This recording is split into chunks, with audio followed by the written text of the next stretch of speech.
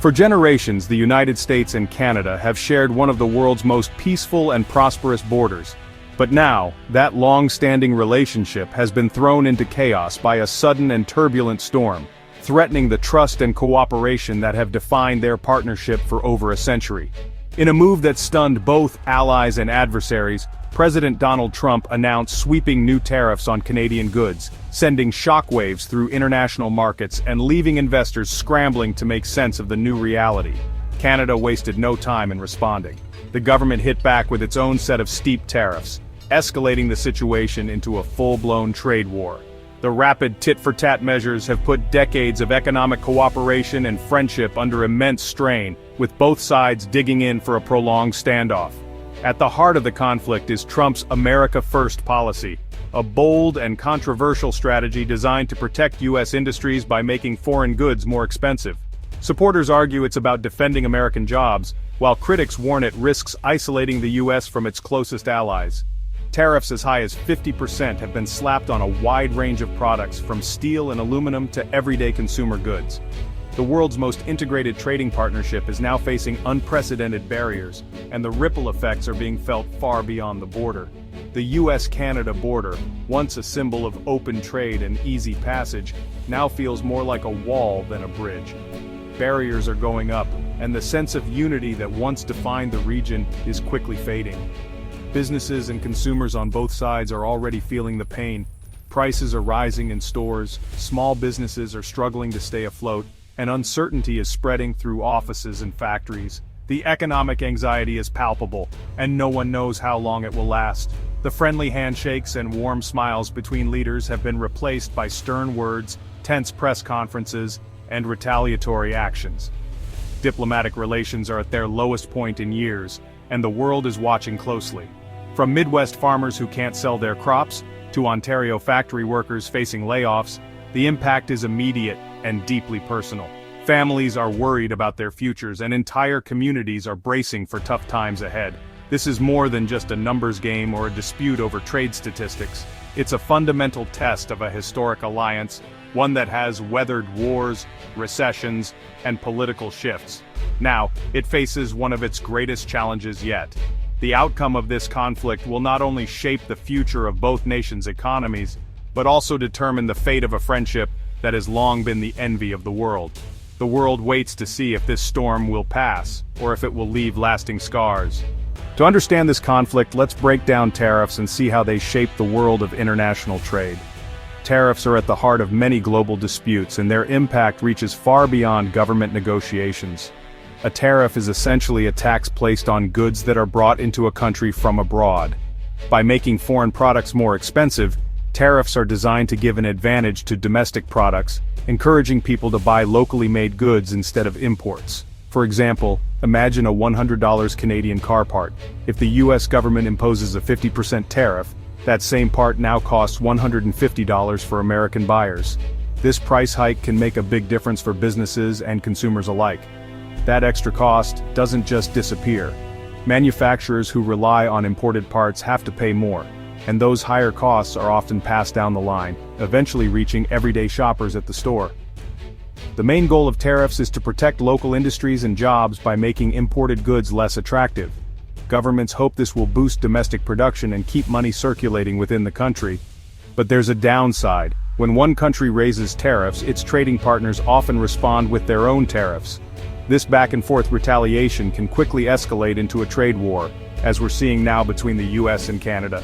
This tit-for-tat cycle disrupts global supply chains, slows down shipments, and leads to shortages or delays. Prices rise for everyone, not just for the countries directly involved. Businesses that depend on materials from across the border suddenly face soaring costs and uncertainty. Planning for the future becomes much harder when prices are unpredictable. Everyday items like food, cars, and electronics become more expensive for families. Even basic necessities can see price hikes, straining household budgets.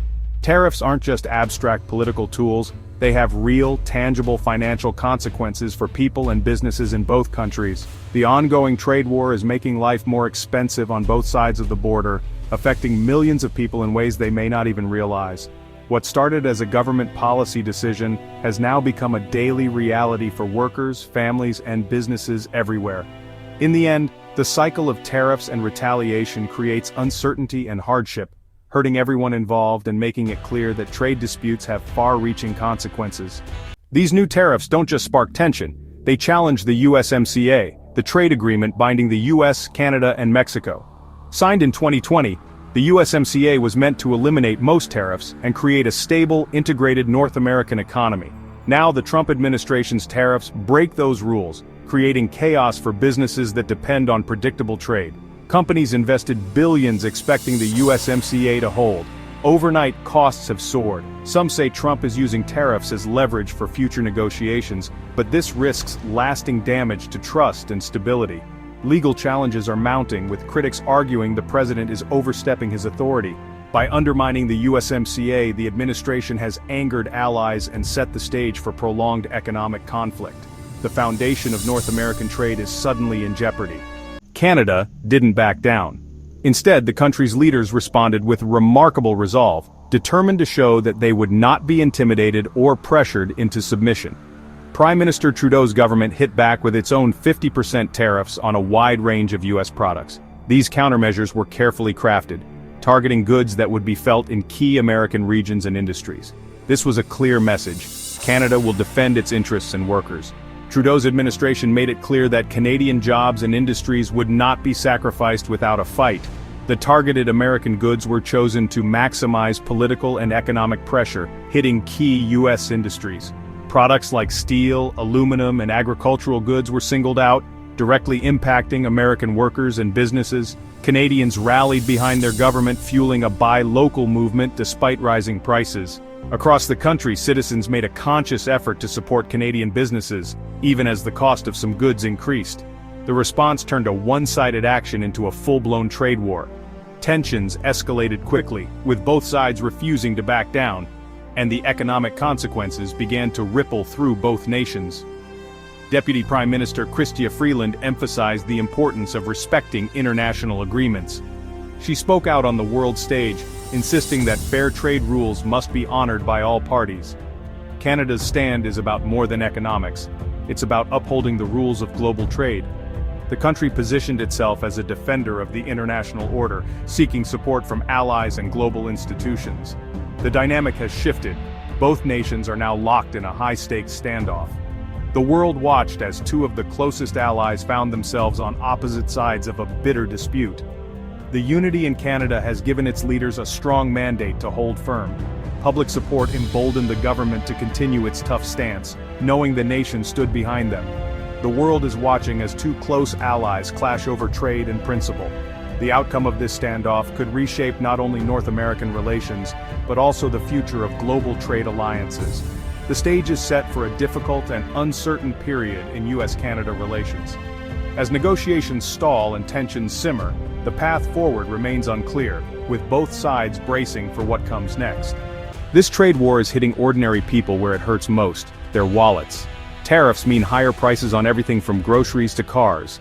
American families are paying more for Canadian bacon, maple syrup, and even new cars, as auto parts cross the border multiple times.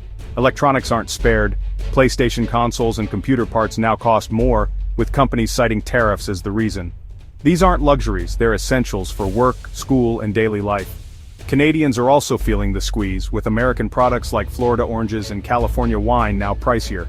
Both sides are caught in the middle, forced to stretch their budgets further. The trade war has turned a political dispute into a daily economic struggle. Rising costs are a constant reminder of the conflict. For many families, the impact is immediate and unavoidable. The strain on household finances is real and growing. The fallout isn't limited to consumers. Businesses are reeling too. Companies built on cross-border trade now face skyrocketing costs and tough choices: layoffs, reduced production, or even closure.